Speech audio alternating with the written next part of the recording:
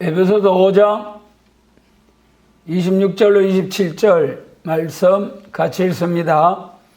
이는 곧 물로 씻어 말씀으로 깨끗하게 하사 거룩하게 하시고 자기 앞에 영광스러운 교회로 세우사 티나 주름 잡힌 것이나 이런 것들이 없이 거룩하고 흠이 없게 하려 하심이니라. 아멘. 본문 말씀에서 영광스러운 교회를 세우사 티나 주름 잡힌 것이나 이런 것들이 없이 거룩하고 흠이 없게 하려 하심이니라.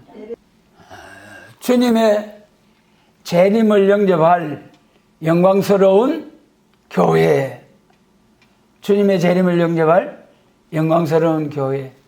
예수님 재림 영접한다는 게 참 귀한 일이지 않습니까? 예수님 재림만 해도, 예수님 재림에 오시면은 예수님 나라가 이루어지고 또 무궁세계 천국이 가까워오고, 그러므로 참 예수님이 재림을 기다리고 사모해야 할 신앙이 되어야 되겠습니다. 그러면 여기서 재림을 영접할 영광스러운 교회는 나중에 이제 좀 말씀드리겠습니다만, 지금 우리가 섬기는 교회도 물론 온전히 거룩하고 흠이 없는 교회는 아니지만은 그래도 하나님께서 임재하시는 교회, 영광스러운 일이죠. 교회로서 주님이 함께 하시는, 그럴지라도 이러한 완전치 못한 교회지만은 이러한 교회들을 통해서 복음이 확증되어지고 구원받는 사람들이 나오게 되는 것은 천하보다 귀한 심령들이 구원을 받고 양육을 받는 교회, 귀한 교회죠. 그런데 본문에서 이제 말씀하실 때 영광스러운 교회는 어떤 교회냐? 거룩하고 흠이 없는 교회라고 했습니다. 티나 주름 잡힌 것이나 이런 것들이 없이 거룩하고 흠이 없게 된 교회가 영광스러운 교회라고 하셨잖아요. 그러니까 참 우리가 물로 씻어서 말씀으로 깨끗하게 하사 거룩한 성전, 거룩한 성전, 온전히 거룩한 성전이 있나요? 그래서 예수님 재림하실 때는 온전한 교회, 완전한 종, 하나님의 완전 역사가 임하게 되죠. 본문에서 물로 씻어 말씀으로 깨끗하게 하사, 물. 이 물이 무슨 물이냐? 그래, 이 모두 보면은 먹고 마시는 물. 그런데 그 이면에 내면적인 그 물이라는 그 말씀의 깊은 뜻이 무엇인가, 그것을 분별해서 깨달아 나가는 것이 참으로 귀한 일이잖아요. 스가랴 13장 1절에서는 죄와 더러움을 씻는 샘이 열리리라 그러셨잖아요. 죄와 더러움을 씻는 샘. 샘에서는 뭐가 솟구져 납니까? 물이 솟구져 나는 거잖아요. 그런데 그 샘에서 솟구져 나는 물은 뭐한 물이라고요? 죄와 더러움을 씻는 샘. 여러분, 오늘 우리 사람의 죄를 씻어주는 물이 무슨 물입니까? 물. 참 우리가 지금 물도 사먹는 세상, 참 좋은 물, 또 그렇지 않은 물, 모두 구별이 됩니다만은 그것도 중요한 일이죠. 귀한 일이죠. 여기 오늘 26절에서 말씀하시는 물로 씻어 말씀으로 깨끗하게 하사, 거룩하게 하사, 영광스러운 교회를 세우신다. 여러분, 오늘 우리가 이 섬기는 성전, 교회, 이거 물을 가지고 씻어가지고 깨끗하게 하면은 영광스러운 교회가 된다면 얼마나 쉽고 간단하겠습니까? 그렇잖아요? 물로 가지고 막 박박 씻어서 엄청 깨끗이 해야 돼. 번쩍번쩍 하도록 막. 그래 해가지고 영광스러운 교회가 되면 얼마나 좋겠어요? 그러니까 문자적인 물보다도 요한복음 4장과 7장에서 보면은 하나님의 말씀과 성령을 가리켜 물이라고 하셨잖아요. 이게 물로 씻어 말씀으로 깨끗하게 하사. 말씀은 이제 나와 있으니까 물로 한 거는 요한복음 7장에서 절기 끝날에 예수님께 외쳐 가라사대 누구든지 목마르거든 내게로 와서 마시라. 나를 믿는 자는 성경의 이름같이 그 배에서 생수의 강이 흘러나리라. 이는 그의 받을 자의 성령을 가리킨 것이라. 와서 실컷 마시라 하는 것은 물을 마시라. 그런데 이것은 성령의 역사를 말씀하신 것이다. 그래서 우리 교회는 뭘로 깨끗해져야 됩니까? 하나님의 성령의 불로 인간적 제약성 마귀 사단을 확 살라버리고 그다음에 하나님의 진리의 말씀을 온전히 지키는 순종하는 그런 교회가 영광스러운 교회예요. 그래 지금까지 영광스러운 교회라고 하는 것은 100%짜리는 아니더라도 하나님이 함께 하시는 교회이기 때문에 영광스러운 교회이고 또 이런 교회를 통해서 구원받는 구원의 역사가 일어나기 때문에 천하보다 귀한 생명들이 구원을 받으니까 얼마나 귀한 일입니까? 그것도 영광스러운 일이지요. 26절로 27절에서 티나 주름 잡힌 것이나 이런 것들이 없이 거룩하고 흠이 없게 된 영광스러운 교회, 사도행전 2장 이후에 오늘날까지 이런 교회가 있었느냐 말이에요. 없어요, 없어. 그러나 앞으로는 이러한 교회와 종들이 나오게 된다는 거예요. 예수님의 재림을 영접하게 될 영광스러운 교회는 어떤 교회냐? 과연 영광스러운 교회는 어떤 교회를 성경이 말씀하고 계시느냐? 우리 히브리서 10장 1절에서 율법은 장차 오는 좋은 일의 그림자요 참 행상이 아니므로 해마다 늘 드리는 바와 같은 제사로 나오는 자로 온전케 언제든지 온전케 할 수 없느니라. 그렇다면 여기서 이제 우리가 구약 시대의 성전의 모습과 예수님 초림과 재림 신약 시대의 교회의 모습, 구약은 예표적인 교회고 이제 신약 시대 교회가 참된 실상을 말씀해 주시는 교회다. 그러면 우리가 이 구약 시대의 성전에 관한 역사적인 교회에 대해서 우리가 이제 좀 알아봐야 되겠죠. 우리 학개서 1장 8절 말씀 같이 읽습니다. 너희는 산에 올라가서 나무를 가져다가 전을 건축하라. 그리하면 내가 그로 인하여 기뻐하고 또 영광을 얻으리라. 나 여호와가 말하였느니라. 학개서 선지자를 통해서 나타내 주신 말씀이 너희는 산에 올라가서 나무를 가져다가 전을 건축하라. 그래야면 내가 그로 인하여 기뻐하고 또 영광을 얻으리라. 영광스러운 교회. 여기서 이제 예수님의 재림을 영접하기 위한 영광스러운 교회 모습을 찾아보고자 합니다. 구약 시대가 율법은 예표적인 예언적인 역사를 했잖아요. 그러면 구약 시대의 역사적인 성전의 과정을 살펴보면은 구약 시대에 예루살렘 성전이 2번 건축되어졌잖아요. 솔몬 왕에게 성전을 건축하라. 그러면 7년 동안 다윗 왕이 금을 10만 8천 달란트를 준비해서 물려주고 그리고 엄청 풍요 속에서 7년 동안 성전을 건축하게 될 때에 얼마나 영광스럽겠느냐. 그런데 그 성전이 하나님의 말씀대로 순종하지 아니할 때에 싹 성전이 해파되고 백성들은 포로되어 가고 비참한 그러한 강경 비참한 그 참 멸망을 자취하게 되었습니다. 예레미야 선지자를 통해서 예언한 말씀대로 바빌론 포로 70년 갔다가 70년 만에 해방받고 돌아왔잖아요. 총독 스룹바벨과 대제사장 여호수아 선지자들과 함께 예루살렘 성전을 다시 건축하잖아요. 고레스 왕의 해방령을 받고 돌아온 유다 백성들이 성전을 건축하다가 그 동족의 방해가 있었잖아요.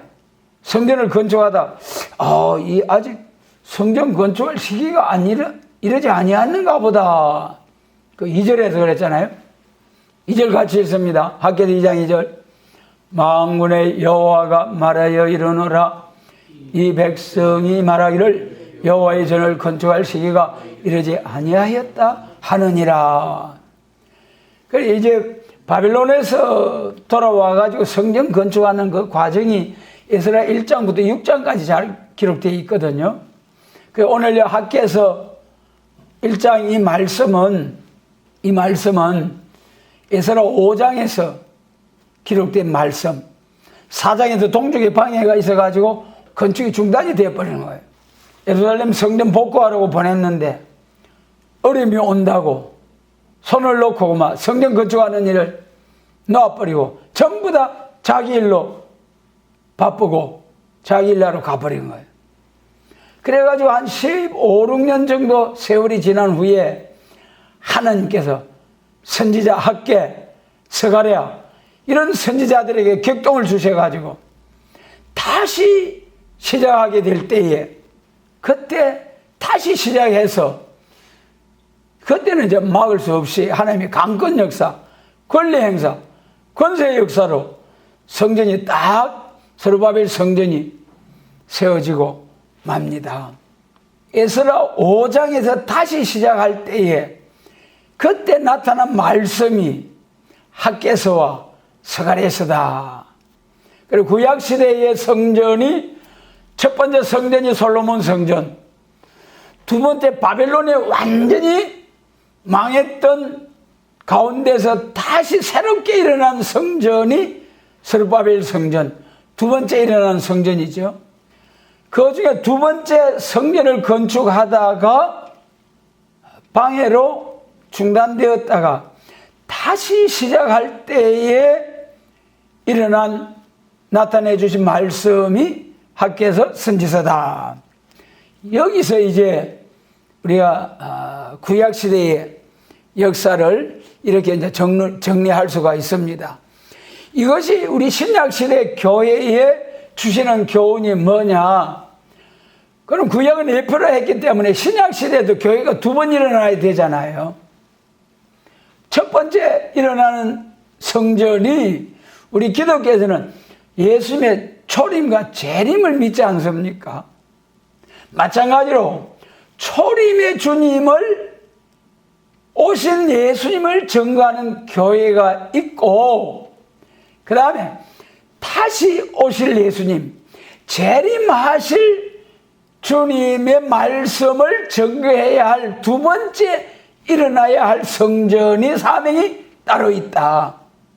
우리 말세보험 하는 교회, 정말로는 예수님이 재림에 관심이 있는 성도 교회는 이것이 분명해야 됩니다.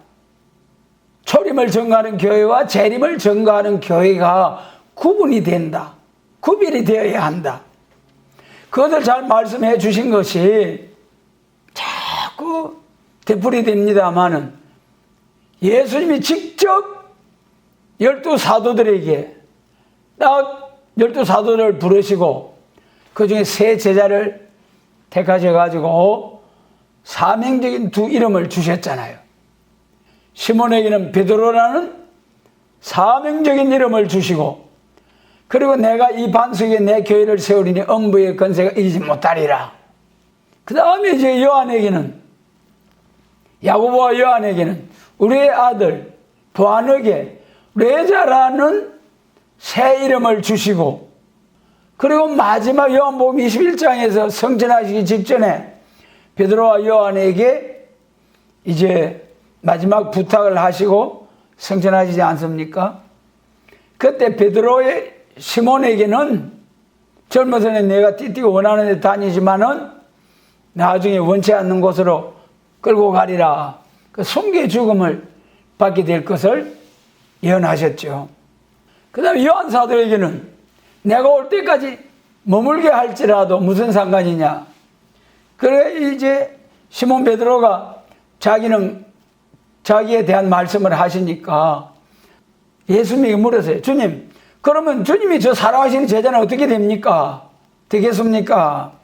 그때 예수님이 하신 말씀, 내가 올 때까지 머물게 할지라도 무슨 상관이냐. 거기에 엄청난 비밀이 있잖아요. 초림과 재림. 자, 여러분. 그래 예수님께서 베드로 사도에게는 처음부터 베드로라는 이름을 주시고 그때부터 베드로 그러면서 반석의 교회를 세우겠다. 그리고 쭉 베드로라는 새 이름을, 사명적인 이름을 불러서 그 사명대로 세계적으로 반석 위에 세워진, 예수 그리스도의 반석 위에 세워진 교회, 세계적인 확장, 이방이 빛이 되는 역사가 시작이 된 거죠. 지금까지 2000년 동안 예수 천당 중생 천국 같은 복음을 전해왔습니다. 그러나 천국 복음이 온 세상에 땅 끝까지 전파되면 올라가심을 본 그대로 오시리라. 지금은 이제 예수님의 재림에 관한 말씀으로 예수님의 재림을 영접할 수 있는 신부단장, 신앙의 준비를 하는 교회로 발전을 해야 되는 거예요. 그럼 예수님께서도 그때 당시에도 시몬에게는 새 이름대로 베드로 불러주셨지만은 사도 요한에게는 보안하게 우리의 아들이라고 불러주지 아니하고 계속해서 요한아. 그것이 머물러 둔 사명. 내가 올 때까지 머물러 둔다는 것은, 그러니까 그때 제자들은 사도 요한은 예수님 재림하실 때까지 안 죽으실란가 봐.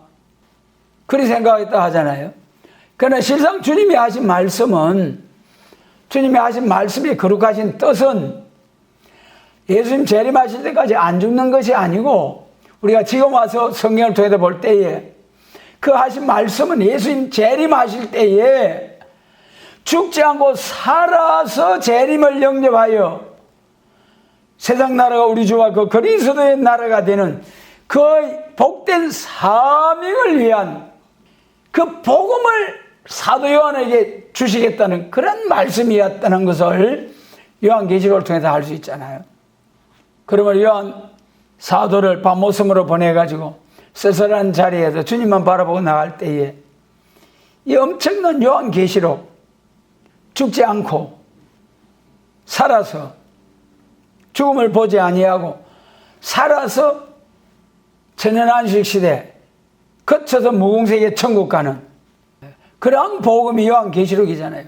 그래 이걸 간단히 말해서 안 죽고 새 시대 간다. 그리 말하면 아이고 히브리서 9장에 한 번 죽는 것은 정한 것이요. 그래 안 죽는다니까 그런 게 이상한 교회잖아. 그럴 거예요. 그러나 안 죽는다는 말씀이 있어요. 마태복음 24장에도 그 한란 날들을 감하지 아니하면 육체 구원을 받을 자들이, 육체 구원 받을 자들을 위해서 한란 날을 감해 준다고 하셨잖아요.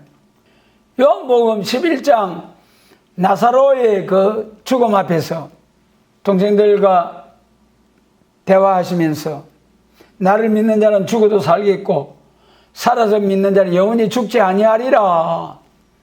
영원히 죽지 않는다니까는요. 그리고 고린도전서 15장에서도 우리가 호련히 다 변화하리라.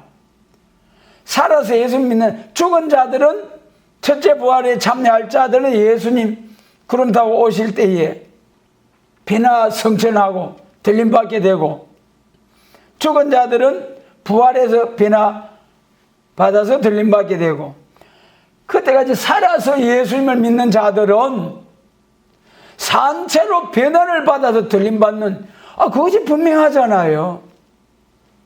그 육체 구원에 때가 있다. 그러므로 예수님 재림하실 때에 교회는 죽음을 보지 않고 영광스러운 교회로 나가야 된다. 그러니까 구약시대의 교회가 두 번 일어났고 신약시대의 교회, 베드로 사명, 영혼구원, 예수천당 중생 천국의 교회가 먼저 일어났고 육체는 불과 같이 쓰러지고 이사야서 40장 6절로 8절과 같이 그 다음에 예수님 재림하실 때는 몸이 죽지 않고 변화를 받고 계절을 받아서 주님 영접해서 세상 나라가 우리 주와 그 그리스도의 나라가 되는 그리스도의 천년 왕국에 들어가서 천년 동안 살다가 처음 하나가 처음 땅에 없어진 후에 그리고 비로소 이제 무궁세계 천국으로 쫙 가게 되는 거죠. 그것이 이제 신약 시대에 두 번 일어나는 교회, 두 번 일어나는 교회. 그럼 두 번째 일어나는 교회가 재림을 영접하는 교회가 돼야 된다. 예. 그런데 오늘날 많은 교회가 이제 제3성전이 나타나야 예수님의 재림을 영접한다. 제3성전이 예루살렘에 세워져야 된다고 그리 믿는 교회들이 많아요, 대부분. 그러나 그거는 잘못된 것이에요. 물론 유대인들이 마지막 때에 지금도 회개하면 유대인들이 구원을 받죠.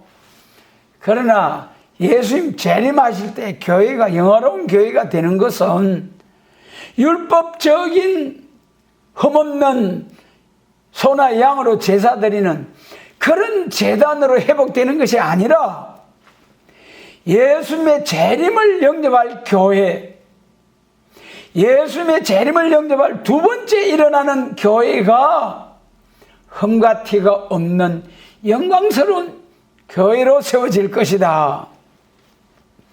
그것을 말씀하신 것이 학개서 1장 8절 말씀이에요. 그러면 학개서 1장 8절 말씀을 조금 자세히 보면은, 그래서 이제 구약시대에 다시 한 번 더 말씀드리면은 바빌론 포로에서 해방받고 돌아왔습니다. 두 번째 성전. 그 다음에 건축하다가 방해로 중단이 되었습니다. 그 다음에 시간이 좀 흐른 후에 다시 시작하게 된 것이 학개의 선지자. 그래가지고 다시 시작해서 끝을 맺었어요. 그때 일어나는 선지자들이 학개 스가랴다. 그 중에서 영광스러운 교회로 세워질 그것을 학개 선지자를 통해서 말씀하셨는데, 그 중에 8절에서 영광스러운 교회를 세우는 일에 대한 말씀이 나타날 때에 첫 번째로 뭐라고 했습니까? 너희는 산에 올라가서 나무를 가져다가 전을 건축하라. 산과 나무와 건축되어지는 성전 세 가지.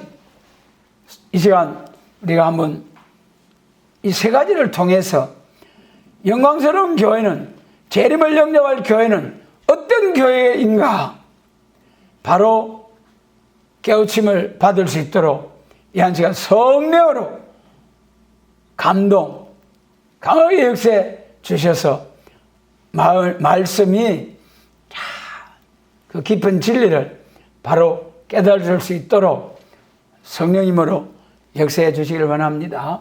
그러면 세 가지 중에 첫 번째, 너희는 산에 올라가서 나무를 가져다 했잖아요.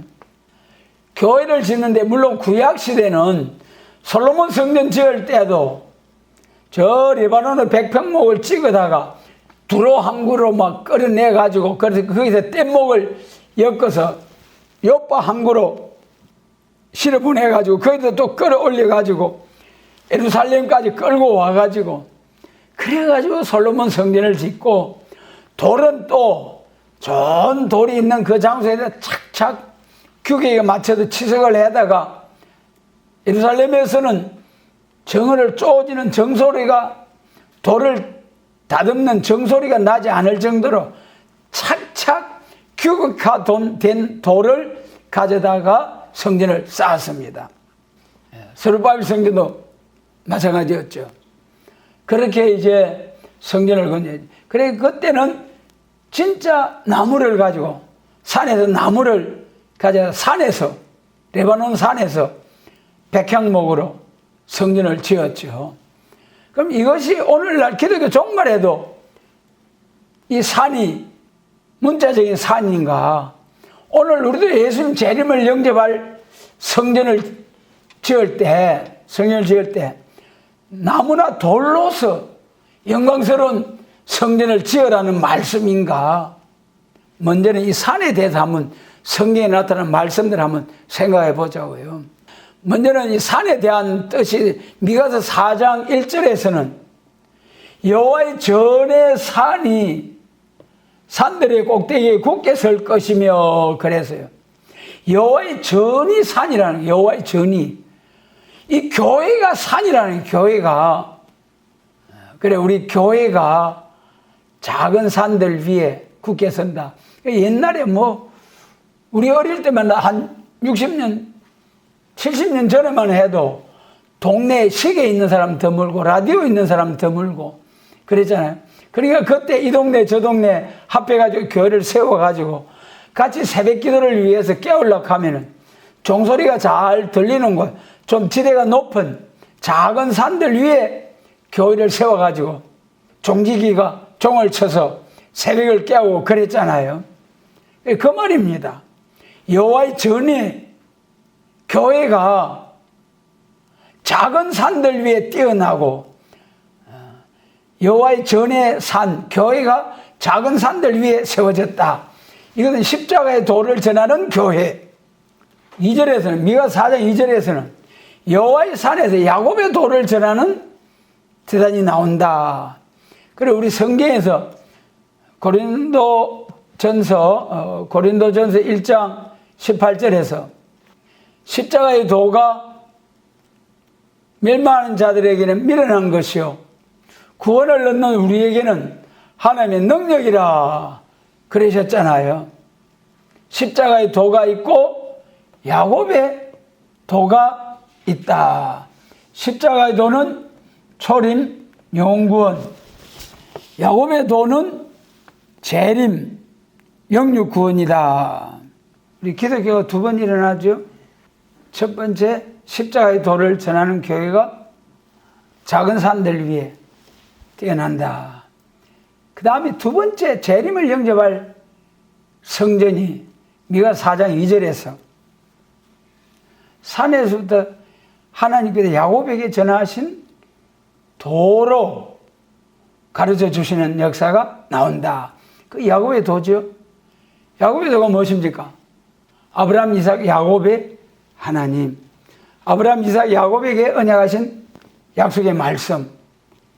땅의 축복. 내 자손이 천하 만민이 내 자손을 통하여 땅에 복을 받겠다. 복을 주시겠다. 그것이 예수님 재림하셔가지고 에덴 동산이 회복된 그리스도의 천년왕국. 그래서 이 산에 대해서 첫 번째는 교회가 산이다.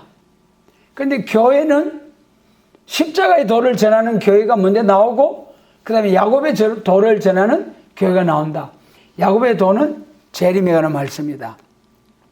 마태복음 24장 16절에서 예수님 재림하실 때 징조들을 말씀하실 때 예수님 재림할 때 어디로 도망가라고 했습니까? 산으로 도망가라. 그게 무슨 산이겠습니까? 백두산, 한라산 그런 산으로 가면 살아남을 수 있겠습니까? 예수님 재림하실 때. 그래서 그것은 야곱의 도를 전하는 여호와의 전의 산, 예수님 불러서 세상을 심판할 때 영육 구원 받는 그런 말씀이 있는 교회로 도망가라는 거예요. 문자적인 산으로 도망가면 아모스 9장에서 산으로 도망가도 바다 밑으로 도망가도 빌사에 깃들어 다 끄집어내서 죽여버린다는 거예요. 그러므로 첫 번째 성전의 산이다. 그 다음에 이사야 52장 7절 말씀을 보면은 거기에서는 뭐라고 했습니까? 아름다운 소식을 보하고 평화를 공포하며 복된 좋은 소식을 가져오며 구원을 공포하며 시온을 향하여 이르기를 내 하나님이 통치하신다 하는 자의 산을 넘는 발이 어찌 그리 아름다운고. 이걸 문자적으로 해석하면은 우리가 이 아름다운 복음의 말씀을 가지고 산을 넘고 물을 건너고 그래가지고 방방곳곳에 복음을 전하는 그런 모습 아닙니까? 실질적으로 이것은 우리가 이 시련의 산이다.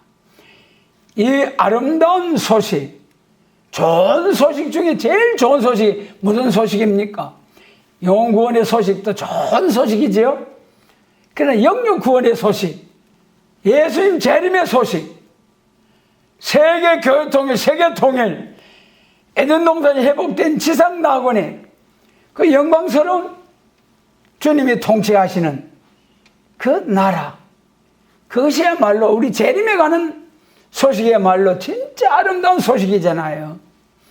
그래, 이 말세복음, 예수님이 재림에 관한 세일의 말씀을 가지고 정죄를 당하면서 비방을 받으면서 전부 다 잘못된 교회라고 정죄하니까 아예 들어보지도 않으려고 하고, 이런 가운데서도 우리는 아멘 할렐루야로 감사하면서 이 복음 붙잡고 굽이굽이 시련의 산을 넘어가는 그것을 하나님께서 어찌 그리 아름다운 거. 여러분, 이 복음 때문에 낙심하고 또 무너지고 억장이 무너지는 그런 과정이 온다 할지라도 이 십자가를 지고 이 아름다운 소식을 지고 시련의 산을 굽이굽이 넘어가실 수 있도록 전능하신 하나님이 도와주시고, 우리가 넘어야 되겠다는 의지를 가지고 나갈 때에 하나님이 도우심이 옵니다. 여러분, 우리가 포기하면은 하나님 포기하는데 무슨 도움을 주시겠습니까? 내가 산을 향하여 눈을 들리라. 나의 도움이 어디서 올꼬? 천지를 지으신 여호와에게서로다. 모든 것에 모든 것, 우리 삶의 문제나 건강의 문제나 자녀들의 문제나 가정, 교회 문제, 나의 도움이 어디서 온다고요? 여호와께로서다. 눈을 들어. 크고 작은 모든 도움이 우리 하나님께로부터 온다. 하나님 앞에 엎드려야죠. 큰일 났다고 낙심하고 근심, 걱정만 하면은 마음의 근심은 뭐라고 했습니까? 뼈로 마르고 뼈가 썩는다 했어요. 마음의 기쁨은 양약이라도 마음의 근심은 뼈로 마르게, 썩게, 상하게 한다. 마음의 기쁨은 양약이라도, 마음의 기쁨은 양약이라도, 보약이라니까. 여러분, 마음의 평안을 가지고 어떻게 하면 마음의 평안을 누릴 수 있습니까? 하나님 소망의 말씀 붙들면은 마음의 평안을 누릴 수가 있어요. 소망이 확실하지 않기 때문에 지렁이 같은 그런 더럽게 된 그런 자리에서 지극히 높은 존귀한 자리로 올려주신다는 그 말씀 아멘입니까? 아멘. 그러면은 지렁이 같이 낮아져도 감사해야죠. 감사하자고. 조금만 힘들면 아이고 난 죽었다, 아이고 자꾸 큰일 났네, 그러지 말자고. 여러분, 그래, 이 두 번째 산은 시련의 산, 시련을 굽이굽이 잘 이 복음 가지고 그저 울다가 웃다가 엎어졌다가 일어났다가, 그래도 이 복음 꼭 붙들고 있는 그것을 하나님이 어떻게 기뻐하신다고요? 다 같이 합니다. 어찌 그리 아름다운 고 할렐루야. 여러분, 하나님이 참 기뻐하십니다. 그 다음에 이제 세 번째 산 보면은 계시록 21장 10절에 보면은 성령으로 나를 데리고 산으로 가서 거룩한 성 예루살렘을 보여주셨다. 시온에 데려가자. 예루살렘 시온성, 새하늘과 새 땅. 그런데 똑같이 성령으로 나를 데리고 계시록 17장에서 광야로 갔는데 뭘 보았습니까? 더럽고 더러운 음녀 바벨교회를 봤어요. 여러분, 우리는 광야를 떠나서 우리의 신앙이 높은 산과 같은 경지에 이르러서 쫙 세상을 바라보고 세계를 바라보고 세계 교회를 바라보고 잘 분별할 수 있는 로마서 12장 말씀처럼 선하시고 기뻐하시고 온전한 뜻이 무엇인지 분별하도록 하라. 분별해서 충성해야죠. 마귀 귀신이 있는 그러한 데 가서 머리 쿡 숙이고 할렐루야 할렐루야 하다는 귀신의 종로를 하다가 바벨교회 계시록 17장 3절로 5절 바벨교회 돼가지고 후 3년 반에 빠져가지고 666 표 받아가지고 불못에 가. 그 다음에 이제 예레미야 51장 25절에서 바벨론이 이 주변 나라들을 싹 정복을 해버리고 예루살렘도 확 밀어버렸잖아요. 그 바벨론을 향하여 하신 말씀이 나 여호와가 말하노라. 온 세계를 멸한 멸망의 사나 보라 나는 내 대적이라. 나의 손을 내 위에 펴서 너를 바위 위에 굴리고 너로 불탄 산이 되게 할 것이라. 바벨론을 향하여 멸망의 사나, 그건 세력의 산이죠. 바벨론 강대고 강한 산. 그 다음에 교권의 산이라는 강한 세력. 오늘날 참 우리가 교권이라는 그 교권의 이름으로 정죄를 하니까 그 밑에 있는 교회들은 자세히 알아보지도 않고 덩달아서 막 정죄를 하고 그런 교권, 정권의 산, 강한 세력.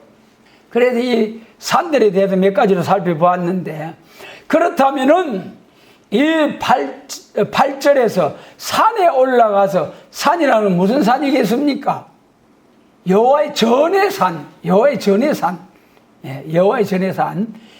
전의 산이 성경 어디라고요? 4장 1절. 그 오늘날 재림을 영접할 교회의 사명자들 교회를 건축하기 위해서는 산에 올라가서 산과 같은 교회에 들어가서 나무를 가져다가 전을 건축하라. 여기 이제 첫 번째 산은 여호와의 전의 산이다. 미가서 4장 1절. 예. 그 다음에 두 번째 나무를 가져다가 전을 건축하라. 나무. 이 나무가 무슨 나무냐? 나무를 가져다가 전을 건축하라. 구약시대는 백향목을 가지고 건축했는데 지금도 예수님 재림 영접하기 위하여 레바논의 백향목으로 성전을 건축하면은 예수님 재림을 영접한다고 하면은 아무리 비싸도 능력 있는 교회들은 저 레바논의 백향목 사다가 삐까뻔쩍하게 재단 지을 거예요. 그런데 성경에 보니까 우리 이사야 61장의 제목이 복음의 완전성, 완전한 복음. 완전한 복음이 뭐냐? 세 가지로 말씀하셨어요. 1절로 3절까지는 완전한 인격, 그리스도 안에서 완전한 인격이 뭐냐? 그 다음에 4절로 9절, 그 다음에 마지막 절까지 완전한 기업과 완전한 구원과 의가 성취되는 새 시대가 온다. 세 가지로 완전한 복음을 말씀하셨어요. 그리고 완전한 인격은 죽어서 부활해서 가는 게 완전한 인격이 아니고 살아서 변화를 받아가지고 예수님 영접해서 세계 교회 통일, 세계 통일, 그래서 왕국 건설 이루는 이러한 사명자가 완전한 인격이다. 그것이 이사야 61장 3절에서 찬송의 옷으로 근심을 대신하고 그들로 의의 나무 곧 여호와의 심으신 바 그 영광을 나타낼 자라 일컬음을 얻게 하려 하십니다. 의의 나무인데 의의 나무가 하나님의 영광을 나타낼 자, 사람이라는 거예요. 사람. 의의 나무가 사람이라는 거예요. 그럼 우리 성경에서 뭐 여러 가지 아카시아 나무도 있고 무슨 나무도 있고 합니다만은 성경적인 좀 깊은 뜻이 있는 나무가 포도나무, 무화과나무, 그 다음에 무슨 나무입니까? 감람나무. 은혜로운 말씀에 그 뜻이 있겠습니다만은 요엘서 1장 7절에 보면은 그들이 내 포도나무를 멸하며 내 무화과 나무를 긁어 말갛게 벗겨서 버리니 그 모든 나무 가지가 하얗게 되었도다. 여러분, 포도나무와 무화과 나무를 긁어서 말갛게 벗겨버리고 하얗게 말라 죽인다는 거예요. 하얗게 말라 죽인다. 그 요엘서 1장 7절 이전에 보면은, 그 앞에 말씀 보면은, 땅에서 한 이상한 족속이, 이족이 올라왔다. 땅에서 한 이족이 올라와서 포도나무, 무화과 나무를 말갛게 껍질을 벗기다 하얗게 말려버렸다. 구약시대에 아수르와 바벨론의 세력이 올라와서 아무리 해도 나무를 껍질을 벗겨가지고 죽였겠고 그런 짓 하고 앉아 있었겠습니까? 영적으로 깊은 이 말씀의 뜻이 뭐냐? 이것이 우리가 잘 연결이 돼야 됩니다. 요엘서 1장 7절 땅에서 한 이족이 올라와서 그리고 내 무화과나무 포도나무를 말갛게 벗겨버린다. 이것이 무슨 뜻이냐? 무화과나무 포도나무는 교회다. 이것부터 먼저 말씀드리고요.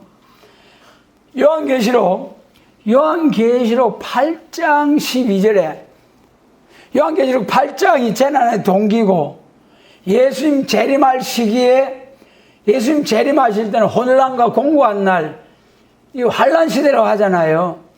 그 예수님 재림하실 때 환란이 오는 순서를 쭉 말씀하신 거예요. 그런데 넷째 나팔을 불 때 무슨 일이 있었느냐? 땅 3분의 1 가운데 해달배를 쳐서 떨어뜨려 버렸어요. 여러분, 문자적으로 저 공중의 해달배를 무슨 수로 떨어뜨려 버리겠습니까? 그것이 문자적이 아니라니까는요. 요 하나님은 해요. 하나님의 햇볕과 같은 말씀, 그 다음은 확실한 정인 달 같은 성도 시편에, 그 다음에 별, 해달 별, 배를 쳐서 떨어뜨려 버렸다. 지도자, 교회 지도자, 인도자. 여러분, 3분의 1은 공산화된 과정입니다. 그래서 오늘날 3분의 1이 세계가 공산화된 가운데 참된 교회는 전부 다 쳐버려요. 타도를 시켜버린 거예요. 그런데 문제는 뭐냐? 요엘서 1장에서 무화과나무, 포도나무, 이러한 교회는 번듯이 세워놓고 껍질을 벗겨서 죽여버린다는 거예요.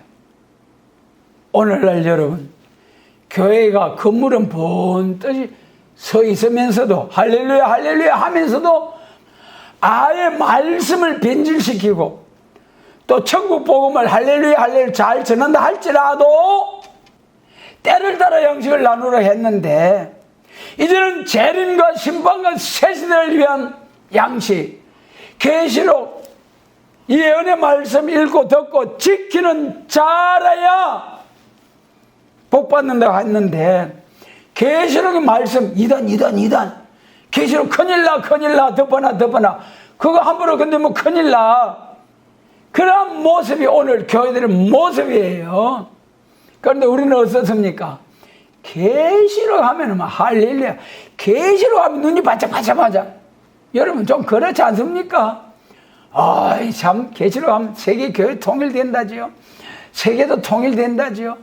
죽도록 고생은 있지만은 그 하나님 나라 영광스러운 나라의 왕의 영광에 복받는 길이 있다고 하지요. 말세보 요한계시록. 그러므로 이제 예수님 재림하실 때는 나무 중에 포도나무, 무화과 나무는 말라집니다. 그 은혜시대 교회, 천국 복음을 전하던 교회, 징조만 있는 교회, 무화과 나무가 징조를 보고 깨달아 했잖아요. 징조만 보고 아는 교회. 베드로 사도가 예수님 재림할 때 징조는 내가 보았다. 그거 가지고 말세 예언의 말씀 함부로 건드리지 말라는 거예요. 확실히 샛별이 떠오르기까지 예언의 말씀 주의하라는 거예요. 이제 나무 중에 두 가지 나무 말씀드렸죠. 포도나무, 무화과 나무는 가만히 세워놓고 껍질을 벗기도 죽여버린다. 다 다 죽어, 다 죽어. 그런데 감람나무는 종말에 역사할 사명자들이다. 할렐루야. 계시록 11장 3절에서 내가 나의 두 증인에게 권세를 주리니 저희가 굵은 벼슬을 입고 1260일 예언하리라. 누구든지 저희를 해하고자 하면 저희 밑에 불이 나서 저희를 소멸할 것이요 하늘을 닫아 비오지 못하게 하고 원하는 대로 재앙으로 땅을 치리로다. 할렐루야. 이것이 철장 권세. 오늘날까지 은혜 시대는 자녀 권세. 예수님 재림하신데 철장 권세. 철장 권세가 질거름 부두대 첫 번이다 했잖아요. 초림주로 오신 예수님은 자녀 삼아 주시게 죄인을 용서하러 오신 온유 겸손 사랑의 주님. 재림하실 때는 2000년 동안 회개하고 돌아올 수 있는 모든 기회를 다 주셨지만 그래도 돌아오지 않고 오히려 참된 예언의 말씀을 거스려 대적하는 자들 싹 심판해버리고 멸망의 비로 소재해버리고 그리고 아름다운 새 시대 미가서 4장 3절에서 강한 이방을 판결하고 다시는 전쟁을 연습지 아니하는 칼을 쳐서 보석을 만들고 창을 쳐서 낫을 만들었어. 다시는 전쟁을 연습지 아니하는 새 시대 주신다. 할렐루야. 그래서 기독교 종말의 역사는 감람나무 종들의 역사이다. 그럼 감람나무에 대해서 한번 알아보자고요. 시편 52편 8절에서 나는 하나님의 집에 있는 푸른 감람나무 같으며 누가 한 말이죠? 다윗이. 그 말씀의 깊은 뜻이 무슨 뜻입니까? 그 말씀은 사울이 다윗을 막 죽여버리려고 10년을 쫓아다녔잖아요. 그러면서도 다윗은 쫓겨다니면서도 아유 왕이시여 당신이 아무리 나를 죽이려고 해도 하나님이 나에게 기름을 부으셨으니 나는 이스라엘의 왕입니다요. 그러면서 도망다니면서도 할렐루야 그러면서 드러내놓고 내가 왕이다 나는 왕이다 그러지는 못하고 그래서 비유로 말씀하신 것이 나는 하나님의 집에 있는 푸른 감람나무 같으며 그래 감람나무는 다윗 왕국의 왕권의 역사이다. 다윗 왕국의 왕권의 역사. 그래서 계시록 11장에 거기 두 정인 감람나무 종들이 1260일 다시 난 종들은 왕권 받을 종들이다. 할렐루야. 그 다음에 이제 감람나무 스가랴 6장 12절에서 순이라 이름하는 사람이 자기 곳에서 돋아나서 여호와의 전을 건축하리라. 이것이 이제 구약시대에 중단되었다가 다시 시작하는 재단, 기독교 종말에도 중단되었다가 다시 시작할 때 선이라 이름하는 사람, 선의 종을 보내주소서. 그 순이 무슨 순이라고 했습니까? 그 순이 창세기 8장에서 노아 홍수 후에 까마귀를 내보내고 갚으리고 비둘기를 내보내고 앉을 데가 없어 다시 돌아. 두 번째 보냈을 때에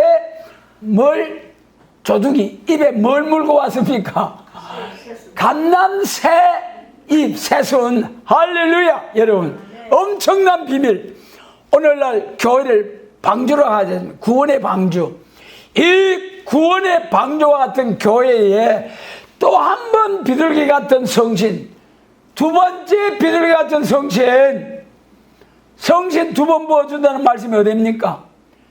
요엘서 2장 28절 29절.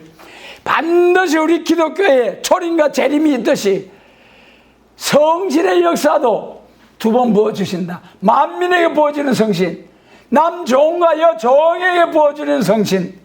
아멘. 여러분 우리에게 방주와 같은 교회에 또 한 번 두 번째 남종과 믿는 자들에게 또 한 번 성신을 부어주시는 역사가 임함으로 선의 종들이 일어난다. 할렐루야. 아멘. 그래서 스가랴 6장에서 순의 종들이 감람나무 순의 종들이 일어나서 여호와의 전을 건축하리라. 그것이 무슨 성전입니까? 스가랴 4장의 순금등대. 숭검등대 성전을 건축하는 일에 있어서는 스가랴 4장 6절에 다 같이 합니다. 이는 힘으로 능으로 되지 않고 여호와의 신으로 되느니라. 할렐루야. 여호와의 신의 역사를 보아 주옵소서. 일어납니다. 일어난다고요. 산에 올라가서 나무를 가져다가, 무슨 나무? 감람나무. 그 다음에 여호와의 전을 건축하라. 예수님의 재림을 영접할 교회는 이제 참 따로 있어요. 초림주로 오신 예수님은 예수님의 피로 산 교회, 몸된 교회, 진리의 기둥 같아 뭐 이런 교회로 쭉 표현이 됩니다만은, 예수님 재림하실 교회는 계시록의 1장 20절에 7금 촛대 사이에 7배를 붙잡고 다니시는 예수님, 그 촛대가 뭐라고 했습니까? 7금 촛대는 7교회예요. 촛대가 교회라니까는요. 촛대가 언제 필요합니까? 낮에 필요합니까? 밤에 필요합니까? 밤에. 예수님 재림하실 때 낮이에요? 밤이에요? 성경은, 예수님 밤에 오신다는 성경은 마태복음 25장, 밤에 빛을 발하는 교회가 촛대 교회. 그 교회가 스가랴 4장에서 숭검등대 교회. 그 교회가 계시록 12장에서 해를 입은 여자와 같은 교회. 예수님의 재림을 영접할 교회는 완전한 교회, 완전한 빛을 발하는 교회, 완전한 교회, 완전한 교회. 할렐루야. 그래서 학교에서 1장 8절에 산에 올라가서, 산이라는 것은 계시록 8장에서도 이사야가 자기 아내에게 들어가니까 아들이 나왔는데 그 아들 이름이 뭐였어요? 마엘 살랄라스바스. 그 아들 나오면은 2, 3년 내에 북방한란이 온다. 이사야가 자기 아내에게 들어간 것처럼 우리 이 말세 복음이 교회에 들어가면은, 상가 같은 교회에 들어가면은 감람나무 같은 준비된 신앙생활 잘하는 종들이 아멘 할렐루야 하면서 무릎을 치고 볼기를 치면서 막 무리가 하나님 너희와 함께하니 나도 가겠노라 하면서 무리가 막 들어온다는 거예요. 이사야 60장 같이. 그래서 나무는 하나님이 준비된 종들, 감람나무. 그래가지고 그들이 모여서 그들의 그러한 종들은 계시록 10장에서 얼굴이 뭐같이 빛난다 했습니까? 얼굴이 해같이 빛나는 종으로서 땅과 바다를 밟고 여호와의 위엄을 인하여 사자같이 백성과 나라와 방과 임금에게 다시 예언하는 무엇을 다시 예언합니까? 은사 예언입니까? 계시록 10장 7절에 다 같이 합니다. 하나님의 비밀이 그 종 선지자들에게 전하신 복음과 같이 이루리라. 할렐루야. 이제 앞으로 예수님의 재림을 영접할 영광스러운 교회는 촛대교회, 숭검등대교회, 해를 입은 여자와 같이 완전한 그림자가 하나도 없는 그런 교회를 받들어 섬기는 종은 얼굴이 해같이 빛나는 종으로서 땅과 바다를 밟고 사자같이 외치면서 가감없이 얼굴이 해같이 빛나는데 뭐 계시록 22장 18절 19절 같이 가감없이 전가하는 종이 되죠. 그러므로 우리가 오늘 제목의 말씀, 예수님의 재림을 영접할 영광스러운 교회, 이런 새로운 교회로 우리가 세워질 수 있도록 종과 교회를 많이 세우는 우리 모두가 되도록 전능하신 주님께서 축복해 주시기를 원합니다. 아멘.